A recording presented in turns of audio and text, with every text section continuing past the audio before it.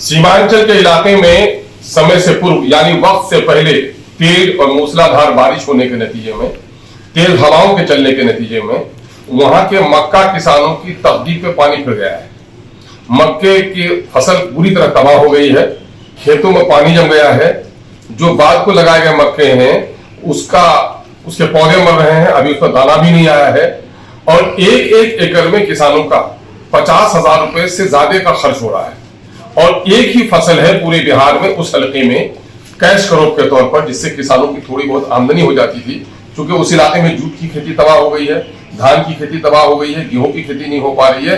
एक ही उम्मीद की फसल उनकी जो है मक्के की खेती, वो बुरी तरह तबाह हो गई है। और ऐसे वक्त में इन मुसीबत ज़दा किसानों की खबरगिरी अब तक शुरू नहीं की है बिहार गवर्नमेंट ने। मैं बिहार गवर्नमेंट से, बिहार के एग्रीकल्चर मिनिस्टर से, साथ ही केंद्र की सरकार और कृषि मंत्री महोदय से ये गुजारिश करता हूं कि फौरी तौर पर मक्का किसानों की इस बदहाली का सर्वे कराइए और एक एक एकड़ में जो उनकी क्षति हुई है कम से कम 50,000 रुपए एकड़ के हिसाब से उसका मुआवजा तय कीजिए। आप लोगों ने तय किया है मक्के का समर्थन मूल्य 2400 कुछ रुपए, लेकिन आज तक उस पर खरीदारी नहीं हो रही है। अभी 1800-1900 पर लोग बेचने पर मजबूर हैं। दूसरी तरफ चूंकि मक्का ही एक मुख्य फसल होकर गया सीमांचल में और बिहार के दूसरे इलाके में, मक्का किसानों को फसल बीज सही कीमत पर मिलनी चाहिए।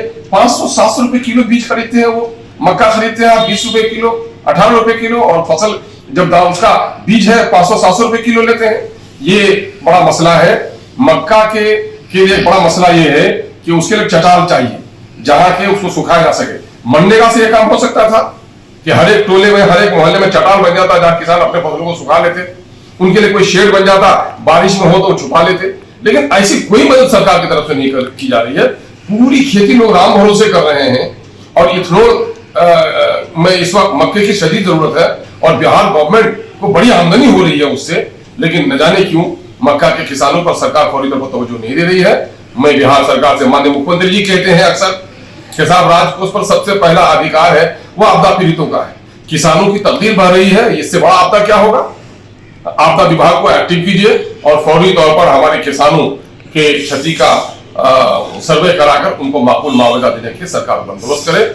मैं ये गुहार केंद्र की सरकार से भी और बिहार के सरकार से भी